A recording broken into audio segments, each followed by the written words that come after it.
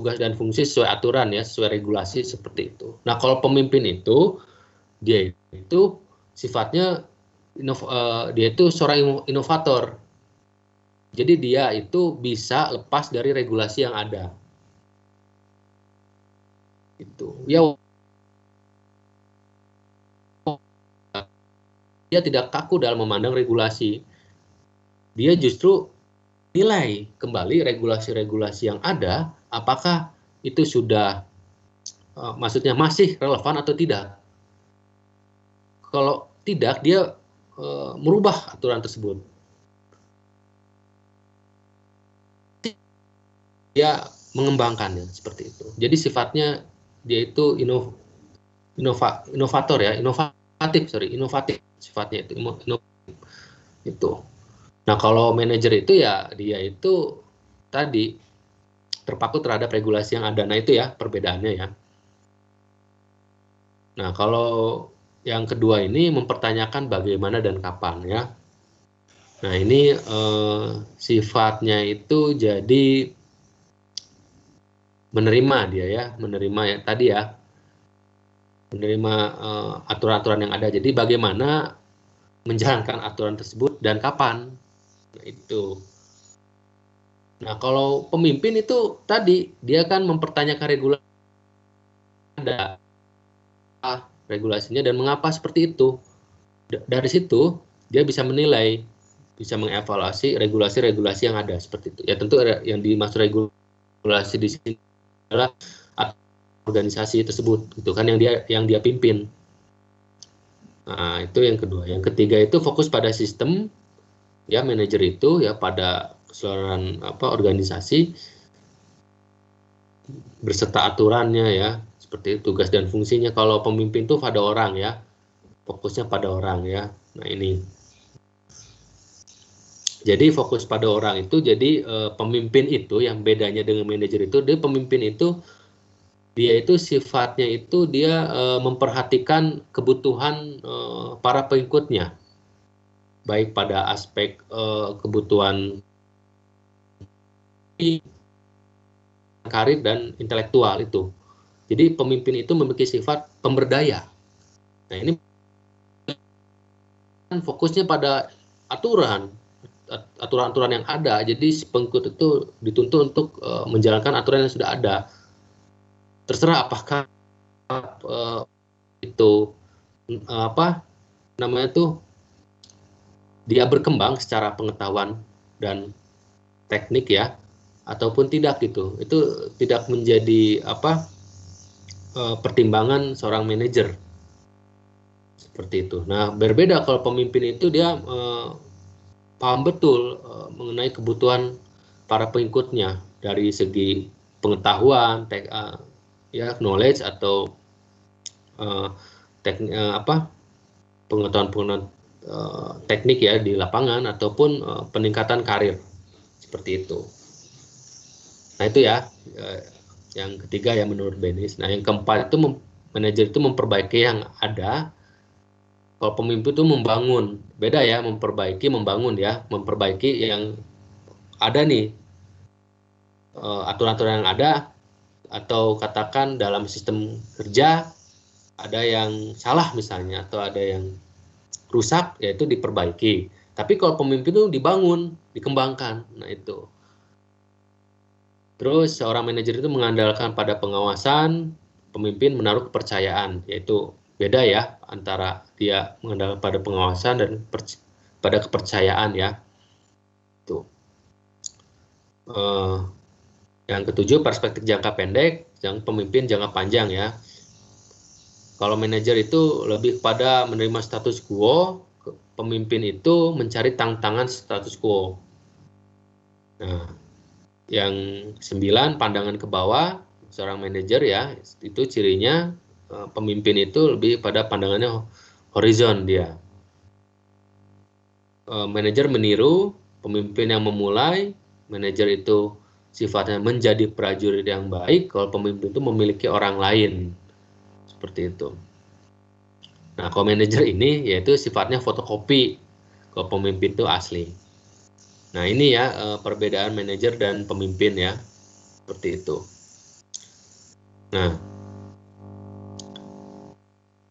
kira-kira dari sini ya kawan-kawan mulai atau harus paham ya perbedaan antara manajer dan pemimpin seperti itu.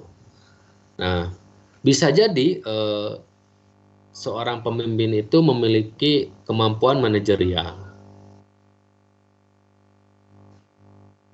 tapi bisa juga seorang pemimpin dia tidak memiliki kemampuan manajerial yang baik gitu, tetapi dia memiliki sifat-sifat kepemimpinan yang baik seperti itu. Begitupun sebaliknya, seorang manajer bisa saja dia memiliki sifat kepemimpinan, tapi begitupun sebaliknya dia bisa tidak memiliki sifat kepemimpinan ya, seperti itu. Nah, ini dasar ya, dasar bahwa harus ada pembeda antara pemimpin dengan manajer, seperti itu. Nah, ada beberapa mitos-mitos tentang kepemimpinan ya.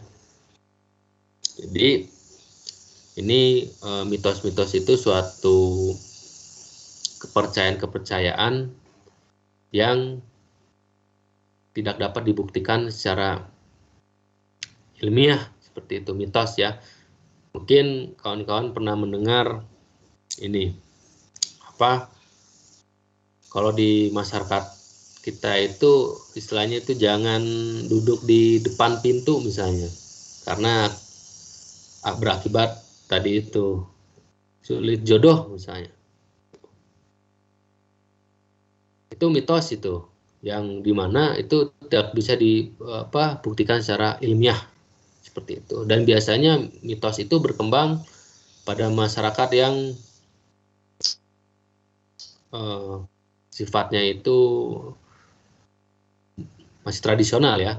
Itu kalau kita mengutip pandangannya Comte ya, itu ya. Jadi mitos ini masih berkembang pada masyarakat yang di taraf level masih tradisional. Dia belum mengalami modernisasi seperti itu.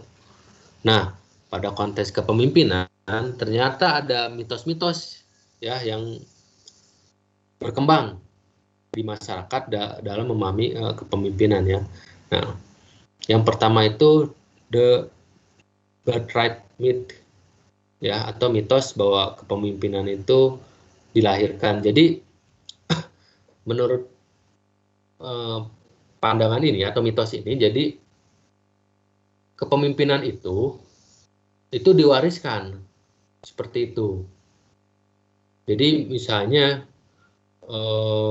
jika dari kawan-kawan ini ada misal bapaknya itu seorang pimpinan dari organisasi tertentu misalnya, ya dia memiliki sifat-sifat kepemimpinan ya, bapaknya itu pasti itu nurun ke anaknya seperti itu. Jadi ada ya, dulu itu masyarakat dulu itu memiliki kepercayaan seperti itu.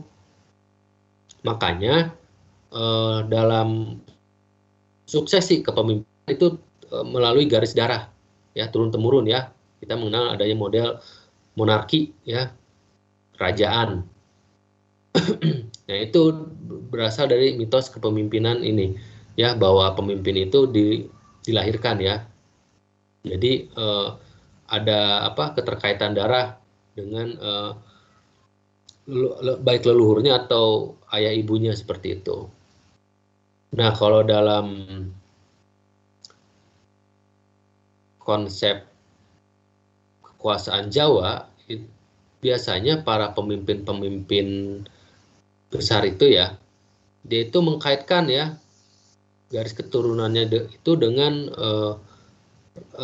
raja-raja dulu seperti itu, karena diyakini oleh masyarakat Jawa bahwa kalau si individu tersebut memiliki titisan darah dari seorang raja dulunya, maka dia ada diwarisi sifat kepemimpinannya seperti itu. Nah, itu ya. Nah, itu mitos the birthright myth ya.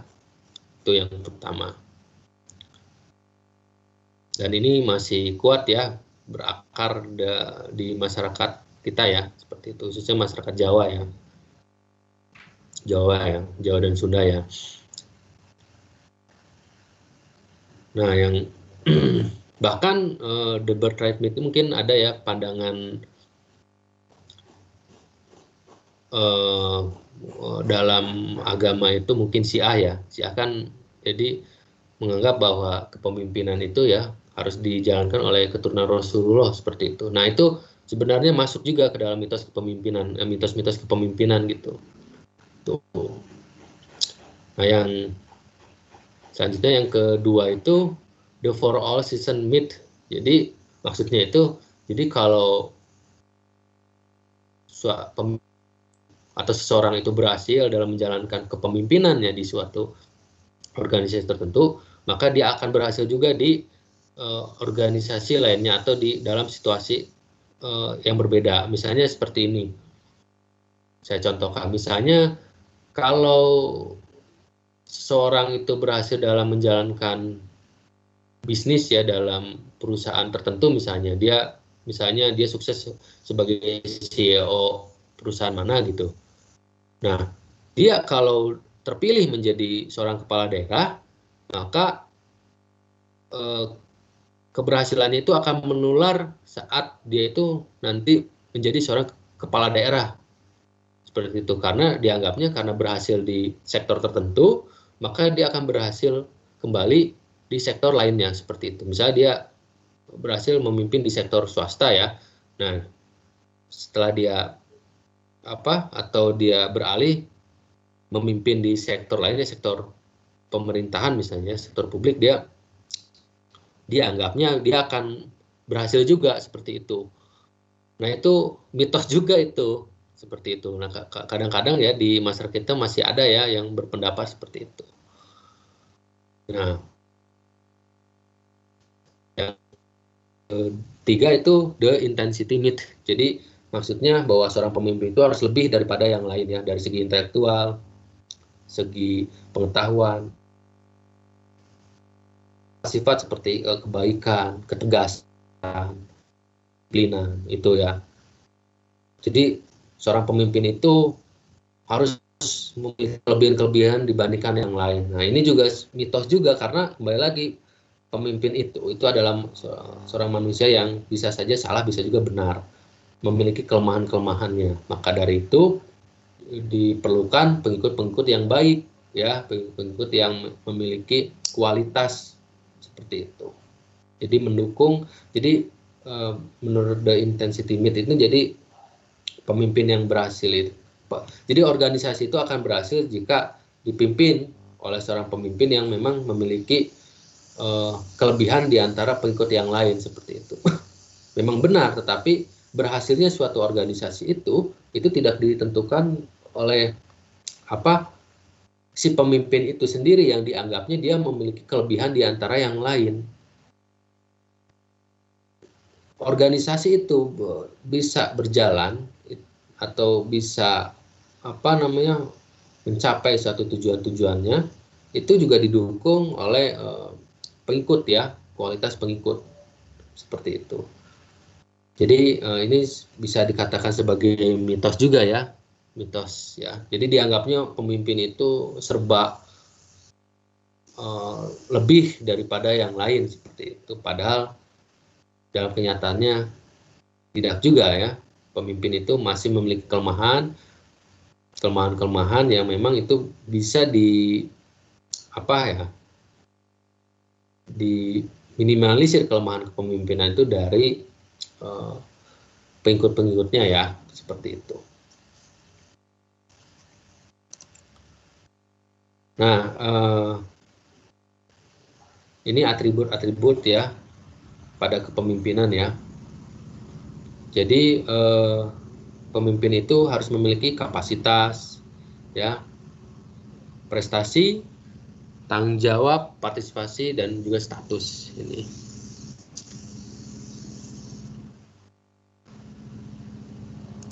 Nah, jadi kapasitas itu jadi kemampuan yang dimiliki oleh seorang pemimpin ya, kewaspadaan atau kecermatan ya, kemampuan verbal, kemampuan menilai dan orisinalitas. Nah ini ya, juga harus memiliki prestasi ya, prestasi di bidang akademik atau apapun ya, seperti yang penting pemimpin itu dia harus memiliki prestasi ya. Gak mungkin dong dia diangkat menjadi seorang pemimpin kalau tidak memiliki prestasi ya. Ragu ya memilih seorang pemimpin kalau dia tidak memiliki prestasi apa-apa gitu kan. Bahkan memiliki track record yang jelek ya sebelumnya gitu. Dan juga pemimpin itu harus memiliki tanggung jawab ya, mandiri, penuh inisiatif, rajin, agresif dan percaya diri. Nah, dan pemimpin juga harus memiliki partisipasi. Jadi dia harus mampu bersosialisasi, mampu bekerja sama, mampu beradaptasi, dan memiliki sense of humor ya. Nah ini menarik ya, sense of humor. Jadi pemimpin itu kalau nggak boleh ya, dia itu terkesannya disiplin, keras, tegas gitu kan. Bahkan orang tuh segan atau takut gitu kan berhadapan dengannya gitu. Nah itu ya jangan sampai seperti itu juga gitu ya. Pemimpin harus memiliki sense of humor. Jadi agar tadi itu agar adanya kedekatan ya.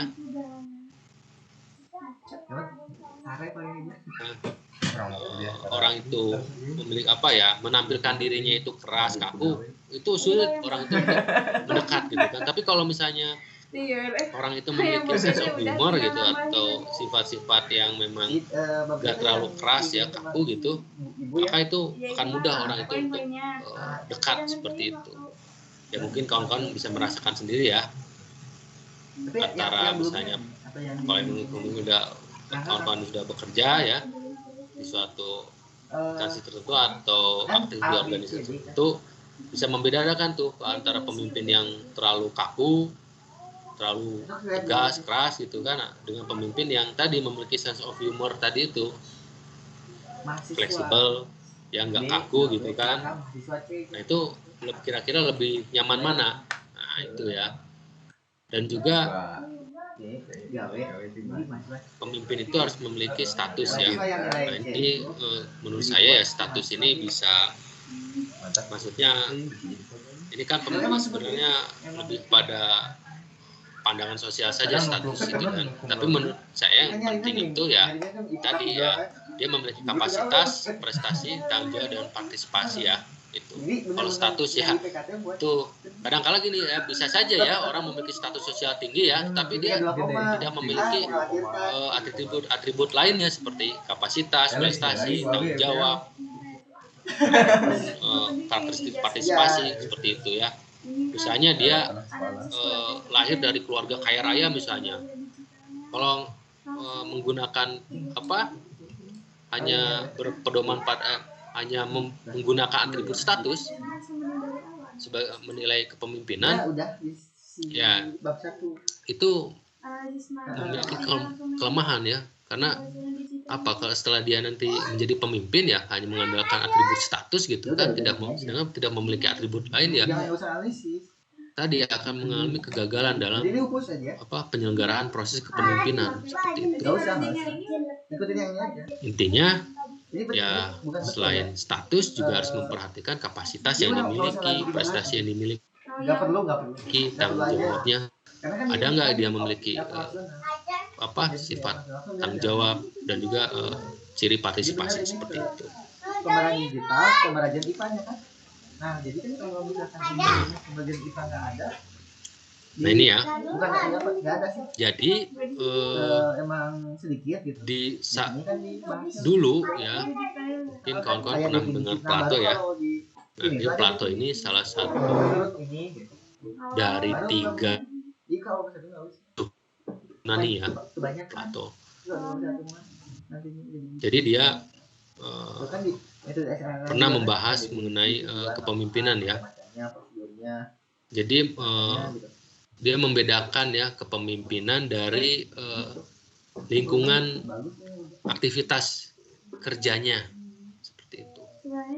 Jadi dalam suatu polis ya, dulu itu jadi gini, dulu itu sebelum, ini hanya sebagai pengetahuan saja ya, bagi kawan-kawan di administrasi bisnis. Jadi sebelum kita mengenal konsep negara yang kita pahami, kita kenal sekarang, dulu itu belum ada ya konsep negara yang seperti sekarang ini. Yang ada itu hanya sebatas negara kota, ya, yang mana negara-negara kota ini memiliki aturan-aturannya sendiri, konstitusinya sendiri, dan bersifat otonom. Ya.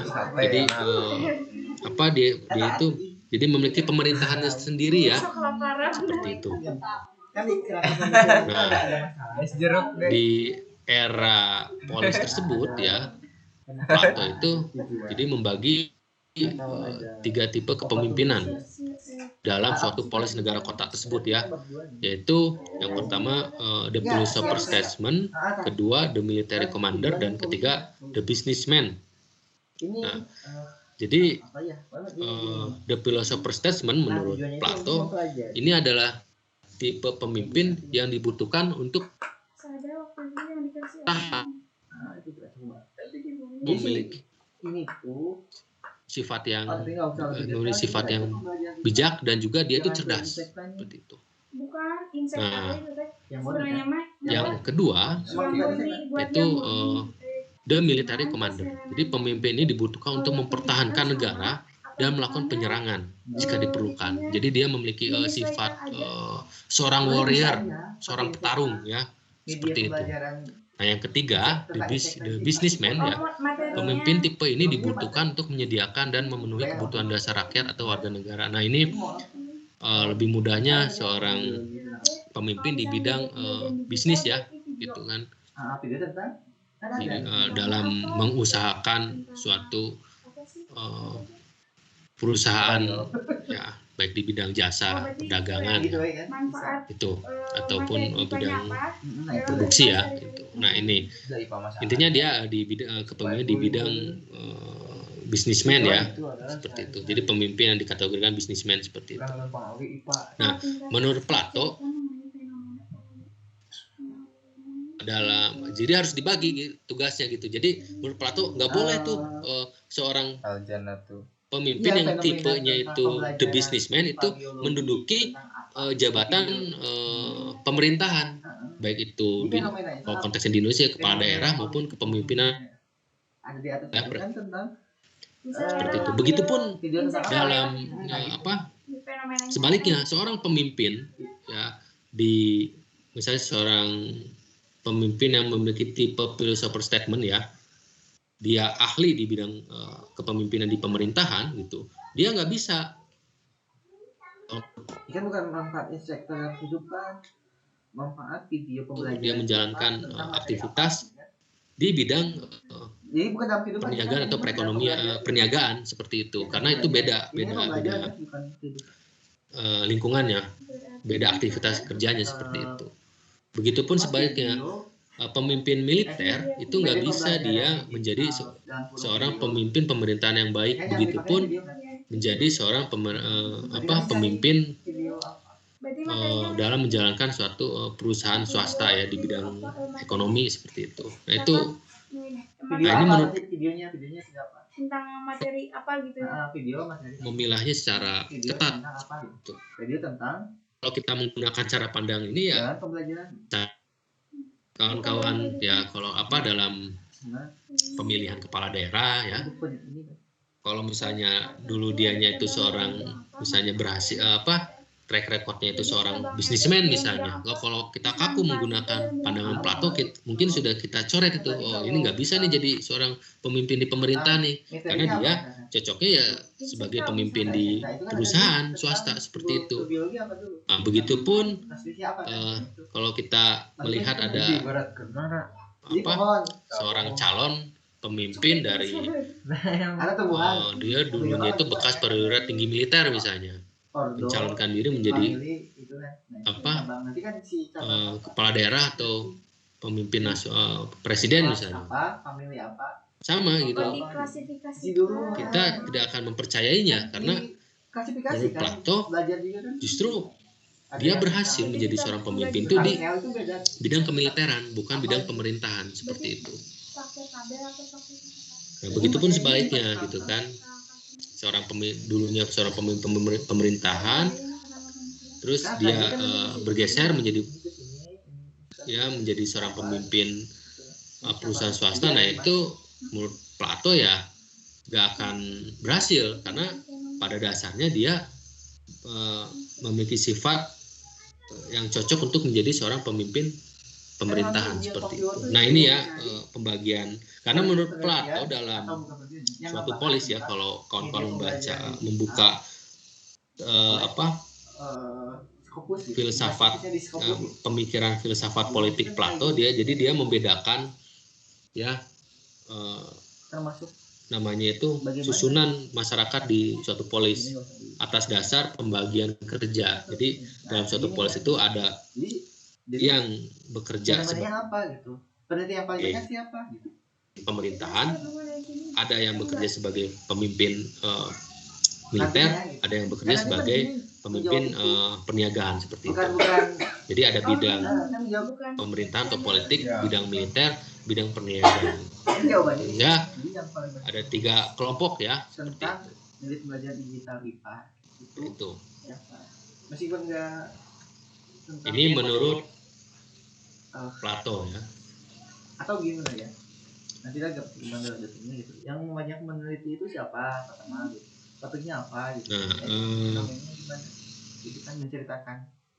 Tujuan ini kan menceritakan. Jadi si penulisnya yang paling banyak apa, topik yang paling banyak kepemimpinan yang sedikit bahkan nggak ada, jarang tiap tahunnya. Mengapa seorang pemimpin itu bisa lahir ya seperti itu. Nah, jadi ada tipe kepemimpinan berdasarkan kondisi sosiopsikologis ya. Jadi pemimpin ini lahir karena adanya suatu kondisi sosial tertentu seperti itu, atau kondisi psikologis ya, sehingga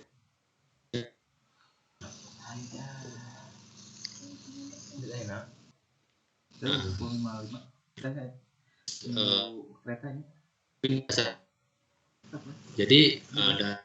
Tapi ini kebayangkan bab 3 mana? Seorang pemimpin itu gampang. Jadi seorang pemimpin karena dia memiliki beberapa kepribadian tertentu seperti itu. Bab 3 terangkannya belum ini ya. Yang pertama ini kalau pertama itu menjadi seorang pemimpin situasi sosial tertentu atau kondisi psikologis tertentu seperti itu.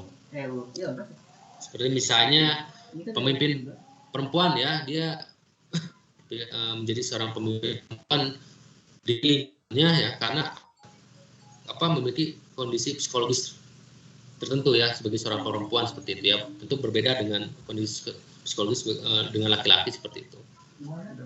Terus pemimpin mahasiswa misalnya yang sedang demo ya, karena situasinya itu sedang seperti itu ya, sedang ada unjuk rasa ya, dari situ terdorong dari salah satu kelompoknya ya, siapa yang menjadi pemimpin di situ. Nah, itu kan tidak dilihat atas dasar sifat-sifat, tapi situasi yang ada seperti itu. Artinya seorang pemimpin itu lahir karena kondisi sosial tertentu ya, atau psikologis tertentu seperti itu. Maksud psikologis itu jadi kondisi psikologis yang seperti apa sehingga dia itu menjadi seorang pemimpin seperti itu, dan kondisi sosial seperti apa sehingga dia menjadi pemimpin seperti itu. Ini tipe kepribadian ya, atas dasar kepribadian yang dimiliki dia menjadi pemimpin. Nah, tipe pemimpin berdasarkan gaya ya, gaya pemimpin ya adalah perilaku yang ditunjukkan menjadi pemimpinnya. Nah, jadi dilihat dari proses kepemimpinannya itu sendiri gitu. Gayanya seperti apa ya, ada leader, problem solver ya, implementers ya. Kawan-kawan bisa membaca di model apa itu leader, problem solver dan implementer. Nah, tipe pemimpin berdasarkan peran, fungsi, dan perilaku. Nah, kalau peran menurut Minberg ya, dia membagi tipe pemimpin jadi 3 ya, berdasarkan peran ya, yaitu interpersonal, informal, dan decisional. Nah, yang interpersonal yaitu pemimpin yang menjalankan peran sebagai figur utama ya, sebagai pemimpin dan penghubung ya, seperti itu. Jadi dia sebagai pemimpin utama ya, maksudnya itu dia mendominasi dalam proses kinerja seperti itu, baik dalam keputusan ya ataupun melakukan kerja-kerja lainnya seperti itu. Yang kedua itu informasional, yaitu pemimpin yang menjalankan peran sebagai pemantau atau penyebaran informasi. Dia lebih pada tadi ini sebagai sebagai dia yang mengawasi, tapi juga dia sebagai yang menyebarkan informasi setiap pengikut, dan juga dia sebagai juru bicara seperti itu. Nah, yang ketiga ini pemimpin yang menjalankan